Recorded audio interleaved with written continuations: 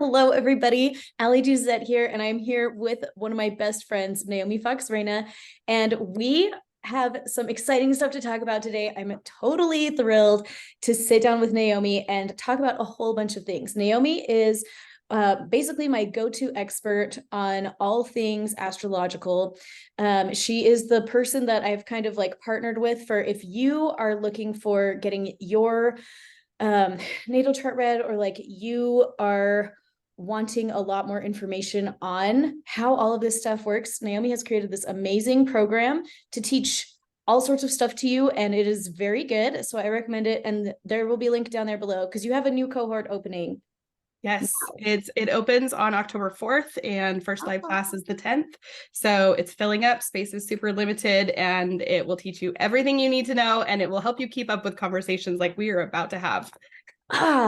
Thank you. Yes, I'm like very excited about this because the more people that understand how the heavens are aligning in the context of things like current events and in our personal lives, like it just makes the world a better place. And so very quickly, I want to mention, I always have to give my little disclaimer that I am a Christian, so is Naomi. Naomi teaches from what we call a light-filled space, which honors God as our creator. So this is a safe space to learn about the stars and planetary motion and its effects on people and the planet from a more Christian perspective.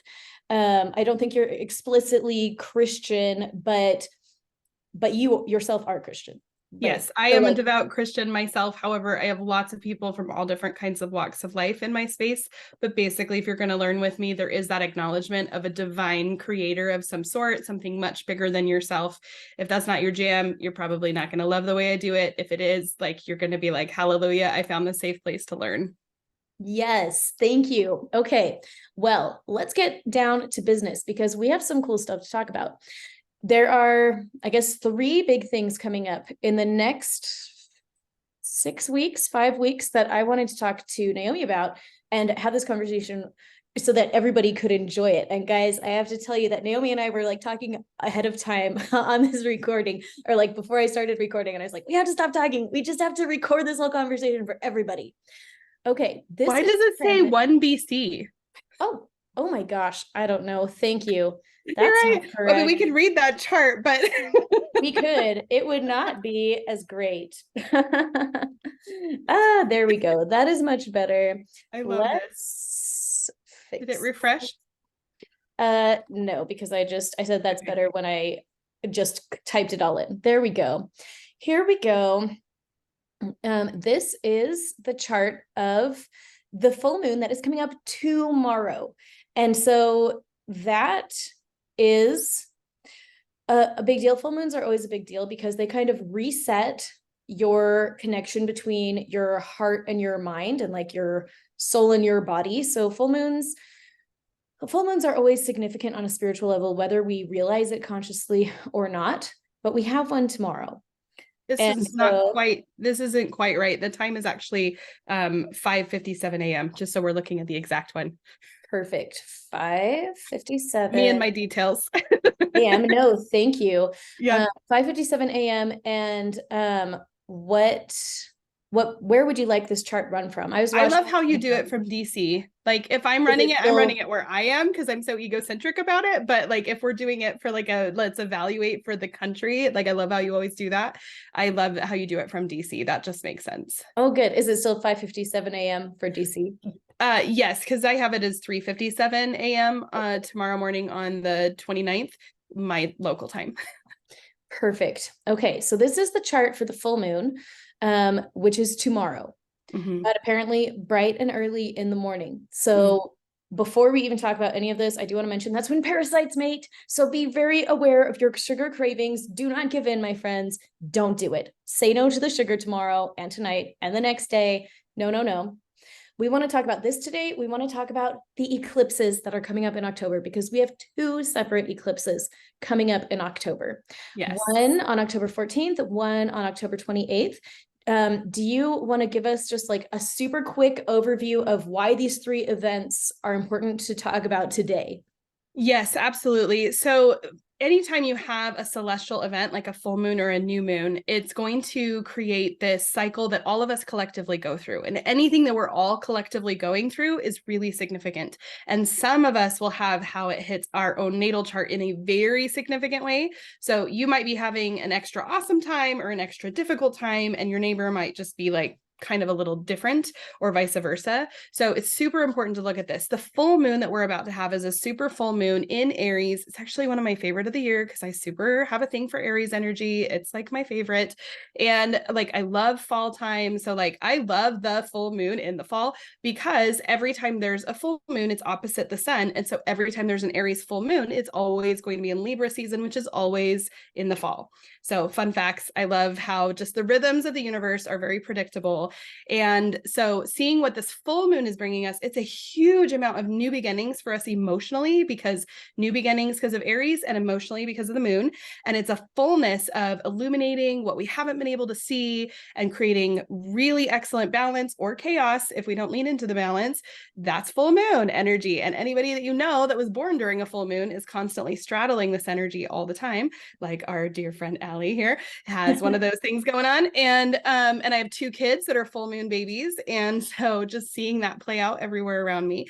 And then as we march into the eclipse season, we go into this portal, and these eclipses are both Venus ruled. And we just got done, if you've been following Ellie for a while, or me, you've seen that we just got done with this Venus retrograde that just happened. It only happens once every 18 months. And she really did a number on our self-worth and our finances and our relationships and all of these foundational things about worth and money and intimacy. And she's not done. We're not done with Venus having her year of like massive disconnect from old cycles and old patterns. And some of us aren't totally ready to let go of things, but the universe says, guess what? It's time. You now get to be done with this. And if you've been doing your work, if you've been doing the healing classes that Ellie has, like you will move through it smoother. You're like, whatever, it's not smooth. I promise you it's smoother because you've been doing the work, and being able to just move through this and really just permanently break up with those cycles of all of these like worthlessness patterns. And I don't know where my money's coming from, and a funky relationship with debt, and all of that stuff is getting a chance to just be done. So good job. This is it. So let's dive in. Yeah. Okay. Thank you for that. So guys, clearly we're in for an exciting 6 weeks where we can see a lot of change. And it all starts kind of like right now, today and tomorrow, with this full moon.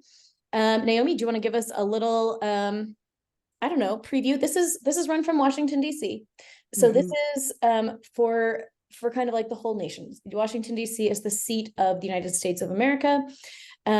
Of course, what happens in America affects everyone on the whole planet because of how many pies America has its fingers in. So I feel like this is a great place to run a star chart from when we're looking at global effects on all sorts of people.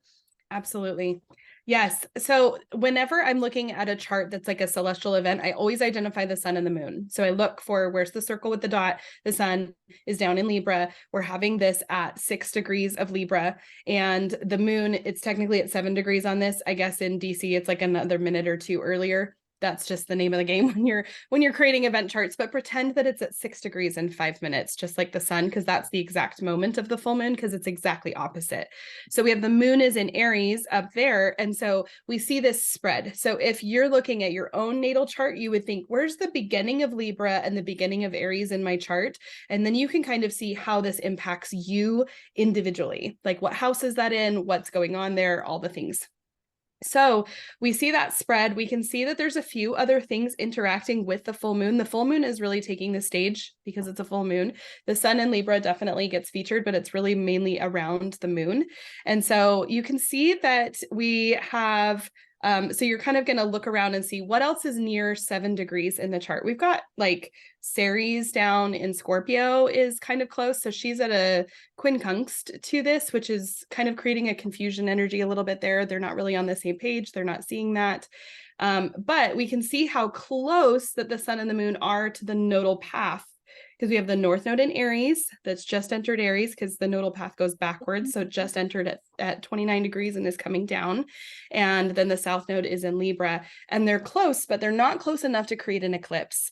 An eclipse is created when the sun and the nodal path, or the moon and the nodal path, is within 16 degrees. So if I were looking at this chart just randomly, didn't know there was an eclipse portal, like I would know that there was an eclipse that was coming up. I would know just by looking at this chart, like, oh, this is close to an eclipse, but this isn't an eclipse chart. And so we have that energy is starting to build because the sun and the moon are in the same signs as the nodal path. And so that's creating this very karmic energy. The reason why eclipses are so powerful is because the nodal path is called the nodes of fate, and it's where we've been and where we're going and what we're here to let go of and what we're here to move into that maybe isn't as comfortable. So collectively, we're actually ditching the hyper codependency and the losing ourselves in others, and we're moving towards independence and clarity and trailblazing and going it alone, even inside of healthy relationships. This doesn't mean you need to exit a relationship, but understanding what it means to be your own person is very much it. What are your thoughts? Oh man. Yeah, just about the same. So I've been working on preparing my videos for this eclipse portal that's coming up. And the big thing that I have kept coming back to is that this is the time when we're going to be forced to put our oxygen masks on ourselves first.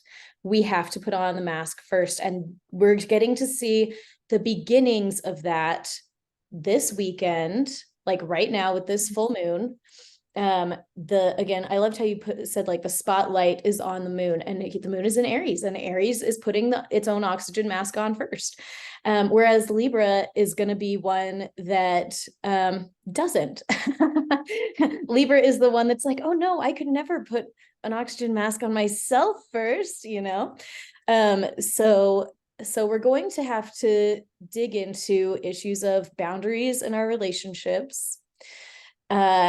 And we're going to really see that, I think, in October and the whole month because of the 2 weeks building up to the eclipse, and then like the eclipse portal that is 2 weeks, and it ends on October 28th. So we have the whole month of October that we're going to be working with this. Yeah. But one thing that stands out to me here is this palace in a tight conjunction with the sun. Yeah. Do you have thoughts on that? I love Palace. I named my car Palace. And yeah, I agree, because both the sun and Palace have such a fiery energy naturally, but they're in the air sign of Libra, which is opposite of Aries. And so there's this peacemaking, this like fierce peacemaking energy with Palace and Libra, and being able to like really see in a super level-headed, balanced, judicious way, like what the patterns are, what the cycles are. And so we're kind of getting that elevation to what is normally a very feminine sign, a very balanced sign. I mean, technically Libra is a masculine sign in astrology because all air signs are masculine, but it's one of those ones that's like masculine and feminine and in like the energy of how it expresses. So there's definitely that. And then there's also two really significant yods happening during this full moon. So the Pluto down at the very end of Capricorn, Pluto is just about to go direct. He is about to finish his retrograde journey, and he will leave Capricorn for another 240 plus years, right? And so he's about to go direct on the 10th, but he will still be retrograde for this full moon tomorrow. And he is in a sextile with Neptune, which he has been since about World War II. If you don't know, Pluto is normally further out than Neptune, anybody who's learned their planet alignments. But from February of 1979 to February of 1999, Pluto came inside of the orbit of Neptune. And because of that, Pluto and Neptune have been moving lockstep at about a sextile since around World War II, and will finally break out of that pattern in the early 2030s. So we still have like almost 10 more years of this. So almost every single person born from about World War II until like for another 10 years have this Pluto Neptune sextile. And here it's about like a 2-degree orb between the 25 degrees, 59 minutes of Neptune. And so you have those at a sextile, and what the yod point is Venus in Leo. So she is finishing her journey in Leo that she just has walked all over kingdom come of all of Leo, and she has really, really, really been so thorough in her journey. And so what a yod does is it's called the finger of God. It is pointing towards the question mark, the thing that needs to be solved. And so we have Pluto and Neptune creating this dichotomy of spirituality and the mind. And so that's why we know now, like deep on out, everybody knows that you can't have a rich spiritual life and scream at your neighbor, and you can't love your family and like disconnect yourself from God. That's that beautiful synastry between that sextile between Pluto and Neptune. And now we have Venus coming in, and she doesn't really understand. It's uncomfortable. She doesn't really understand how to integrate this spirituality at this time with Neptune and Pisces, and she doesn't really understand how to integrate this like deep restructuring of like foundational things like government and systems. But she has this pressure put on her with the full moon, with this yod. She can't get out of it. And then another yod is being formed with Uranus and Neptune. And the focal point, the yod point, is the south node. And so it's bringing a ton, and also Mars there, it's bringing a ton of focus and a ton of pressure to, are you really ready to give up these relationships that are not serving you? Are you really ready to let them go? Because it is time to look at this, and there's a high level of discomfort here, because you have the Uranus is asking the question of what do you have in form of stability? And is it stable enough to survive Uranus transiting Taurus? Because Uranus comes and just is like this earthquake through Taurus the whole time. He's been there for a while. Last time he was there was the Great Depression. So he's doing all of that. And he is pushing on this south node and saying, are your relationships stable enough to be able to tolerate Uranus coming through? And then with Neptune coming through with this dreamy, kind of vague experience of just not really having a direct view at it. It almost feels like, no, there's no yod there, because Venus and Pisces almost disappears. But you better bet that energy is very much there and very much calling us to upgrade our relationships and let go of the ones that are not serving us. And again, it's not comfortable, especially with Mars there, because Mars doesn't love being in Libra. He wants to fight. He wants to go. He wants to burn things down. And in Libra, he's like, oh, okay, peacemaking. That's right. We can do this. And he's like constantly kind of like convincing himself the whole time he's in Libra, which isn't very much longer. He'll be in Scorpio by the time we enter the eclipse portal. And he is very much not loving this journey, but doing the best he can there. Thank you. Okay, I have a little weird question for you, but would it be safe to say that, so all of us have our own natal charts? That's the chart that's made on the day that we're born. We take our first breath, and like that is the chart, and we're kind of imprinted with this energy. So we have that right now. Tomorrow with this full moon, Mars is going to be so close to the south node. Are all of our Marses in our individual charts feeling that pull to that Libra south node right now? So yes. No matter if your Mars is in Capricorn, if your Mars is in Sagittarius, like you are feeling your own Mars getting pulled towards that horseshoe that's going to drive you to really making peace or not in your relationships. 100%. Yes. Because whatever like Mars is doing in the sky is going to impact your Mars, especially if for some reason you have a Mars in that 21 to 24 or like 20 to 25 degree point of any of the cardinal signs. So you have it in Libra, Aries, Capricorn, or Cancer. If you have Mars there or any other point, that is really going to be activated by this yod for this full moon.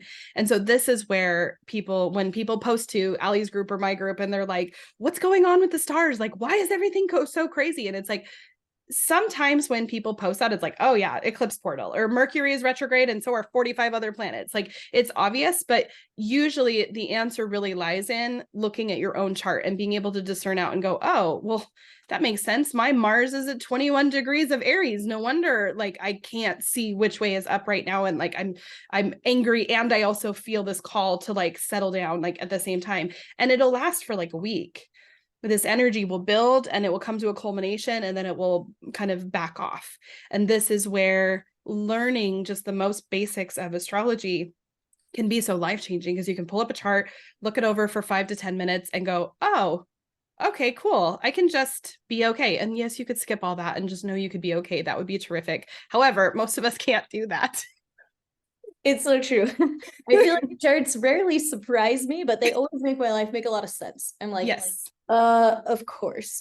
And I always take a lot of comfort knowing like, okay, God clearly knew this ahead of time. Like it's written in the stars, it's in God's hands. I feel a lot of peace when I work with star charts in the context of my own life, in the context of current events. 100%. Yes. Like I'm having a once in 12-year transit right now where Jupiter is conjunct my Chiron.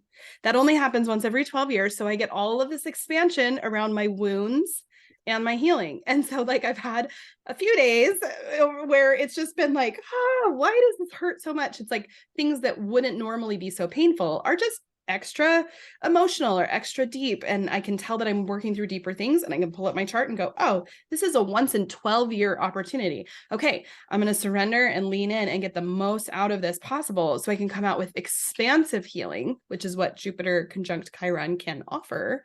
And so like, it's just understanding those little things in addition to the flow of what we're all going through collectively.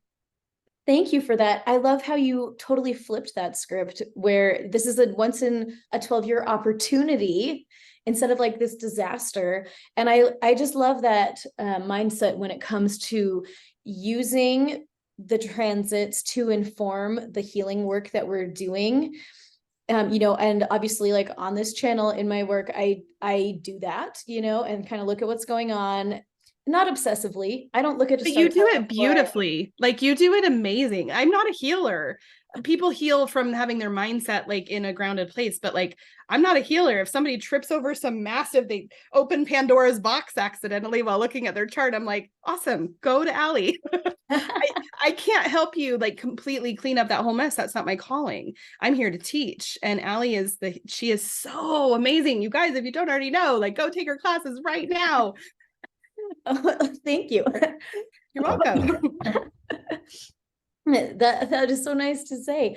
I was just gonna say that I love informing my work with the transits and seeing how God's clock is reflecting the journeys that we're naturally working with anyway. At the same time, I'm not the sort of person that looks at the charts before scheduling a surgery. And I'm not the kind of person that looks at the chart before I make a bunch of life decisions. I bought my last car during Mercury retrograde and I didn't care. And like, I feel like there's a healthy way to like use this stuff and also like not become crazy with it. But we have a limited amount of time. I want to take a look at least at the first half of this eclipse portal that's coming up on October 14th. This is the chart, like this is the data from NASA that I looked up. It's reaching totality at Cheyenne, Wyoming, and at 11:19 a.m. Mountain Time. So that is that, even though these do not look like, should they be all 21 degrees or something? Like, well, I run it until it is. Huh?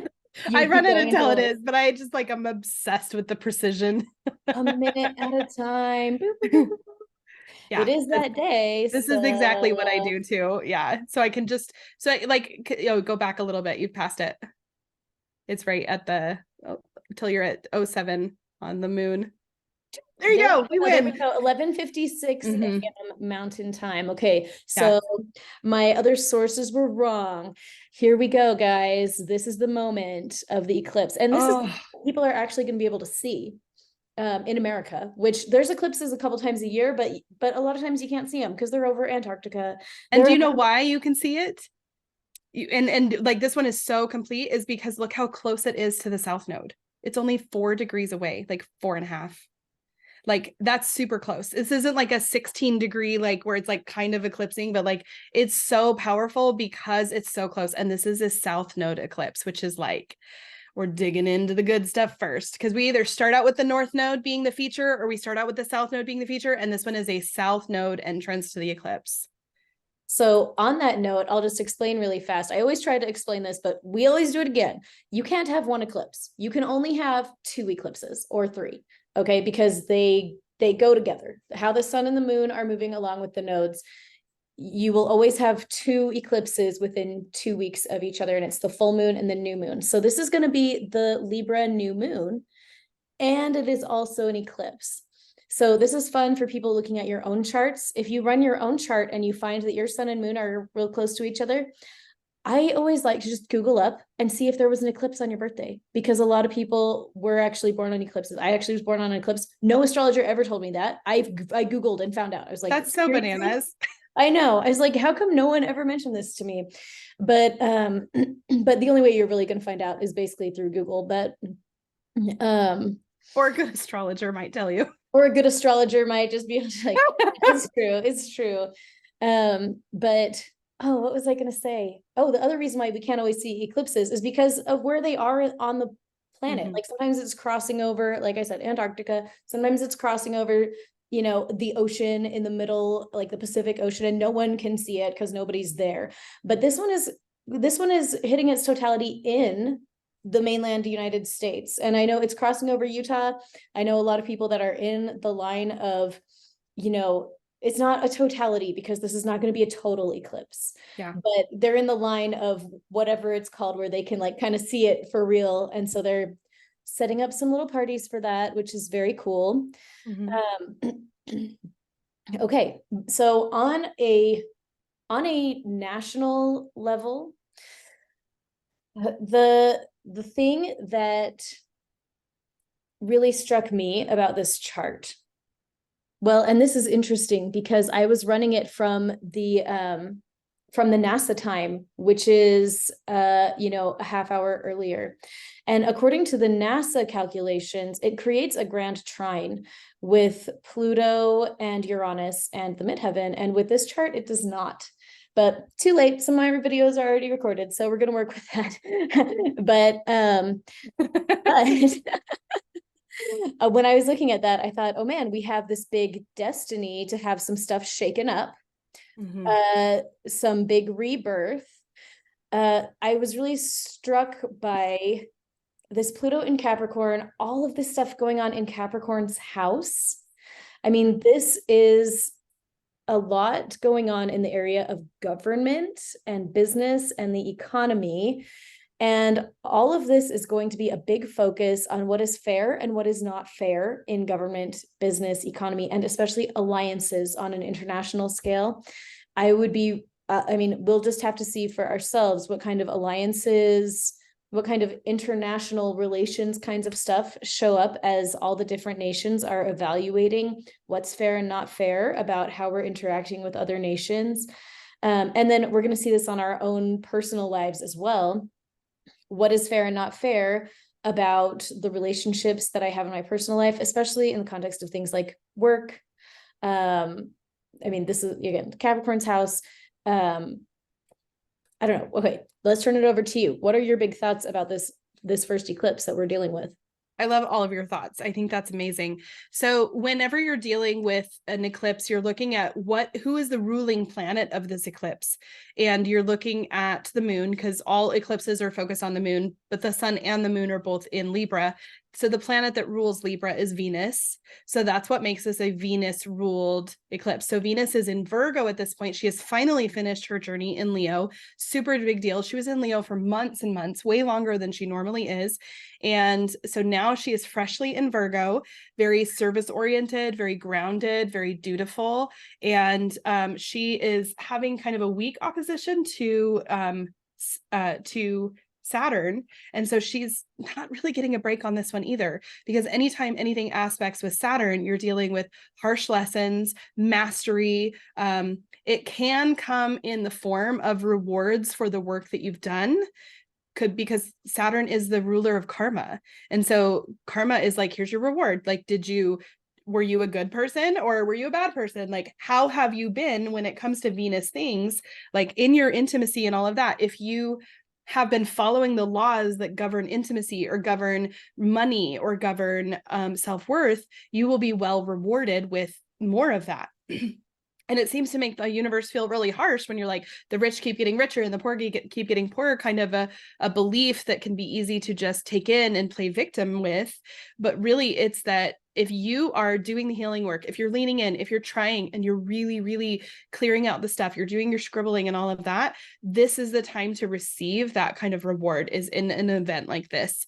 And if you haven't been, you guys have a couple of weeks heads up, so you can dive in and be even more prepared for this, and really just have the faith to know that the blessings are on their way. Even if it feels like you're like faking it till you make it, it's like, this will never work. I've never really had success in this area. I've never figured out my money. My relationships never work, blah, blah, blah. I invite you to very, very intentionally set those beliefs aside and go into like, of course this will work. This is just a matter of being obedient to the laws of the universe that govern this, and you can do this. So looking at Venus and paying attention to her for sure, but also with how close this is to the South Node, this is a huge time to go in and clear out that generational trauma, that generational karma, that generational patterns, because the South Node is like what we came in with, and what we have brought with us, and is like an opportunity. It always, to me, looks like when you're dealing with the South Node, like you're opening the doors to your past, and you can like kind of reach through to the past realm and do stuff when you have this door kind of opened with this. And so this is a really powerful time, especially look at all that support in Libra. Got Pallas and Mercury and the Sun and the Moon and the South Node, and Mars has finally just skipped over out of his least desirable place into one of his most desirable places, into Scorpio. And so he's not really close enough. Like, I'm not willing to call a 6-degree orb between the South Node and Saturn and Mars conjunct, but he's just recently passed over the South Node right before this. And so his energy is still kind of lingering in some way, but there's a ton of support right there. And then on the other side, you've got Chiron in Aries, isn't quite close enough. I'm not willing to call that a conjunction either. You could call that a conjunction if you were dealing with the Sun or Moon there, but we're not. But you have that Chiron wounding energy in the South Node. So you have this higher ability that as you move out of that South Node energy, we can really move into that independence and that clarity and that sense of self and putting ourselves first, even though with it being a Libra new solar eclipse, we are seeing a ton of the focus on the other, because Libra is always the focus on the other. Thank you so much for that. I Mhm. wanted to check one thing. Let's see. Saturn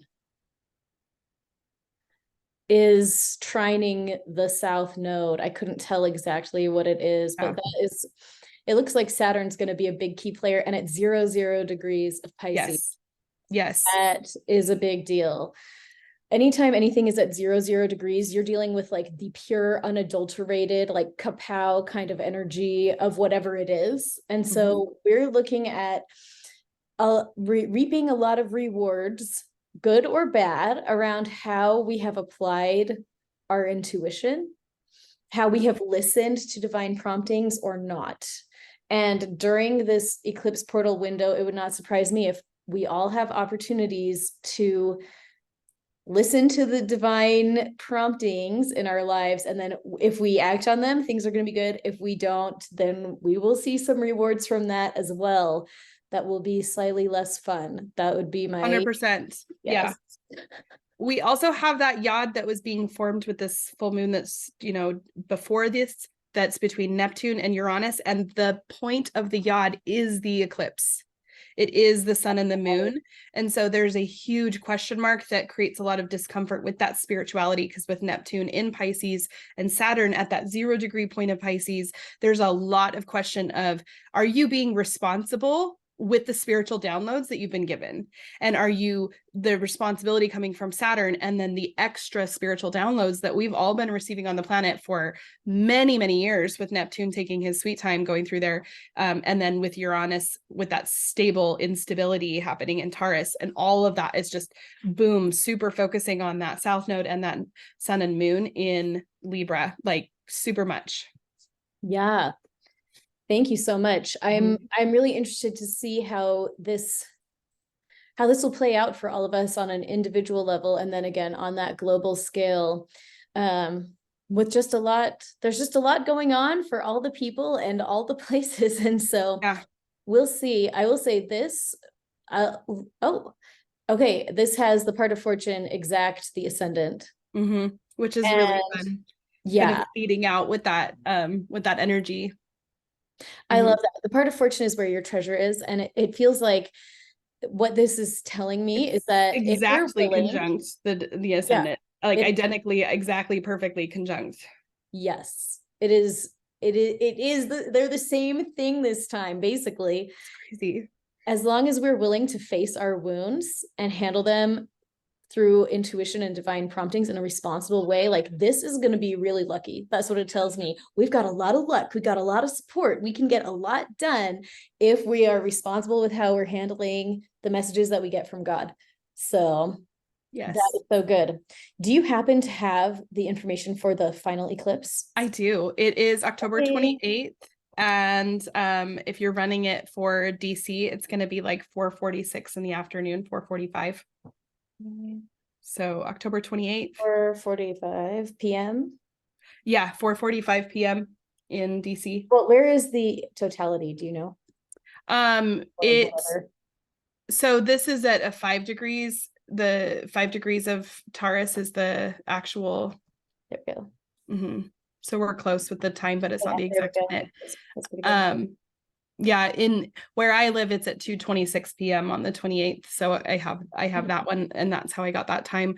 Um, but yeah, we have this one with it just barely, the sun is just barely into Scorpio.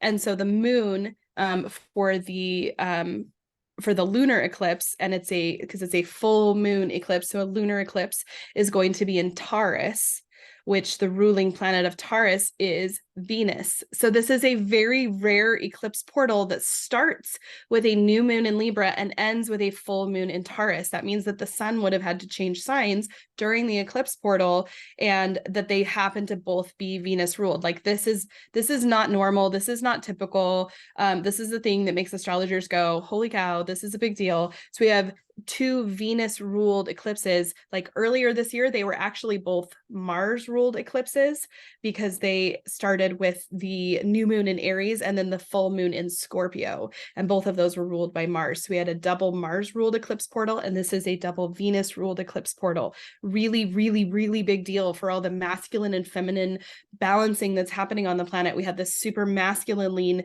earlier this year, and now we're having this opportunity to really focus on Venus as she's making her free flowing journey through Virgo, because she's no longer restricted. She's not held back. She's totally out of her retrograde shadow, and she's just flying forward and doing her thing, dutifully collecting all the details as she goes through Virgo. Thank you for this. Yes, this is so exciting. And well, Virgo is the sign of the healer. So I think there's just like opportunities for us to do some real deep healing here for sure. Yeah. One thing that stands out to me about this chart, this is the first time I've looked at this exact one, but these are not probably truly conjunct. It's conjunct enough with it being the moon. I mean, you can go as much as 8 degrees. True. That's true. Yeah. I'm willing to call that a conjunct. I'm very conservative in what I will call an aspect or not. But yeah, that's definitely, Jupiter is all up in that for sure. Yeah. So Jupiter and Venus. So Venus is going to be prominent here, and Jupiter is also going to have a prominent flavor here. And both of them, I mean, Jupiter is called the Great Benefic, and Venus is called the Lesser Benefic. They both shower blessings to those that are ready to receive them. And so as I'm looking at this, I'm like, oh man, if we can get it together through the month of October, we have the next few weeks, we have the first eclipse, and then we have 2 weeks of craziness, and it seals up with this eclipse. This is, to me, I'm sitting there like, oh man, this can open us up to some greater blessings if we're wise in how we use our time. This could be really a great thing. 100%, especially with the moon being closer to the north node. So we're actually going into the yuck and emerging out of the more positive, with it being really close to the north node, and with Jupiter all up in there. Like, the south node isn't always like terrible, but it's generally more associated with the things that we're supposed to leave behind. And the north node is generally more associated with the thing that our soul is calling us to, and that doesn't necessarily take more effort, but we have to let go of anything else that we're focusing on that's not that. And so really being able to just lean into that energy is it's going to be very supportive. It'll be easier than you realize. It's one of those things. It's very important, and it will be easier, especially because Jupiter is there, like, let me give you a hand with that. And just like all of a sudden, like, it's like your big, strong friend just coming and being like, let me help. And that's how Jupiter can be. I love that so much. I love that. I don't know. Uh that's so good. I love how you put that about how we're going to emerge on the other side in this really much more positive space, and that it can be easier than we think. As I've been preparing the video series for this eclipse portal, I'm 10 days into October in my preparations, and the thing that I've just kept thinking is that if you can, like, whatever healing you can do before this happens, whatever you can let go of, like, which is going to be really helpful with this full moon. Full moons help you let go. The more that we can let go of in preparation for all of this, the easier we're going to have, the easier time that we're going to have doing whatever is asked of us to do during this eclipse portal, because it's going to be different for all of us. What each of us is going to have to go through, it's our own unique journey. But whatever we can do to let go of the things that we're holding on to that are keeping us back from what we're really supposed to be doing, letting go of that is going to be really helpful. And the sooner we can start the process, the more powerful that eclipse portal can be for us. Yeah, absolutely. And I feel like because we go into it so close to the south node, it's so essential not to judge yourself for what comes up, because you're really kind of opening up the door to a bunch of past stuff. You could have really old stuff, or even stuff that isn't conscious from this lifetime, like things that are generational, or things that you had learned in, past life resolution, deep past resolutions. Like 10 out of 10, recommend that book. That would be excellent reading through this portal, or even prepping towards it, just to kind of remember that there could be a serious lack of logic, even though Venus is the ruling planet in Virgo, which is a very logical planet. There could be a lack of logic in what comes up. So just surrendering. And it's helpful to be prepared and go in and be like, I got this. But I think the most important preparation you can do is to remember to just surrender to whatever comes up and be like, oh, I thought I was going to hash out all this other healing work, and it turns out like we entered the portal and all of a sudden stuff about this thing that happened or whatever comes up. Go with it, because that's where the energy is leading you to. And just because we're entering so close to that south node, it really feels like there will be a lot of addressing any codependent behaviors. If you've already healed from codependency, it could be coming up again. And like the entrance to this is actually conjunct my Pluto, Juno, and Black Moon Lilith conjunction in my own chart. So like, it's like, whatever, if you've healed from past stuff regarding codependency, just know that there's a good chance that some aspect of that will come up again to be healed deeper. And it's all in order, and it's okay. You're not regressing. This is a beautiful gift from the universe for you to be able to heal. Thank you so much for that. I love that, because it's totally true. As I've been preparing this stupid video series, I'm like, gall, Allie, stop talking Your about video it. series are amazing, and I love them, and pretty much everybody here who's watching them loves them. If you don't love them yet, it's only because you haven't experienced them. Subscribe to Allie's channel and turn on the notifications so you don't miss any. Like, I legit will like, I have a hook in my shower. This is really personal information. I have a hook and I put my phone in the shower, and I'll turn on your videos and listen to them almost every single morning while I'm showering, because they drop before I get in the shower, and it just works out perfect, where I can just like be in this like, like that's what I'm doing now. Oh You my all gosh. can know that about Thank me. you. That's amazing. I didn't even know that was an option in the shower. I'm like, I guess I need to go like Amazon shopping. I have a ring on my phone, and like it just hook it. Yeah, I've got it all dialed in. I'm a projector and a Virgo moon. You better bet I figured out every ideal solution for efficiency that ever was. Oh my gosh, that's no joke. Well, thank you. I feel like very flattered. Oh man, I lost my train of thought. This video series oh, as I've been looking at it and like guessing at what we're going to want to clear out in preparation, I just really appreciated your reminder that it's going to not make sense. The things that show up are going to be surprising. And that is one thing that I thought I kept seeing in the charts that I was looking at. Like, the one thing we can expect is the unexpected. We're not going to be able to plan ahead and say exactly this is what will show up. Whenever Venus is in charge of stuff and there's like a south node or a retrograde going on or something, so many times people and relationships and but particularly like a relationship type of stuff from the past can flow on up. And with Libra inviting us to be really intentional about what our relationships looks like and what our boundaries are in our relationships, it would not surprise me if we all had a bunch of really unexpected things show up with relationships that we can't even predict right now. If you try to predict it, you'll probably be wrong, because these things just organically show up to surprise you and like take you from left field on purpose so that you can heal to a deeper level than if you always had it all planned out ahead of time. 100%. Yes, totally agree. Oh, well, I know you have another appointment coming up any minute now, so I need to let you go. But thank you so much for being here, Naomi. This was fabulous. And I love every time we chat. I love it. Me too. I hope that everybody enjoyed it. I always feel like every time that we talk, everybody would wish that it was a podcast. I'm like, oh man, everyone in the world would really benefit from this conversation. You know how easy it would be to turn this into a podcast? This is totally a thing. I bet somebody watching might even know how to help you with that. Well, okay, I'll accept that. If you are a podcast genius and think that this kind of thing should be a podcast, please comment below so that I can take advantage of your wisdom, because I think what's really holding me back is my podcast ineptitude, if you will. So anyway, thank you again, Naomi. And again, Naomi has a class opening up where she's teaching how you can keep up 100% with all these conversations, and you can pull up a chart and look and see how current events are being reflected in the night sky, how your personal life, your spouse's life, your child's life, whatever's going on with your car, you can run charts for that. You can figure out all sorts of interesting weirdo stuff, and it can help you get closer to God.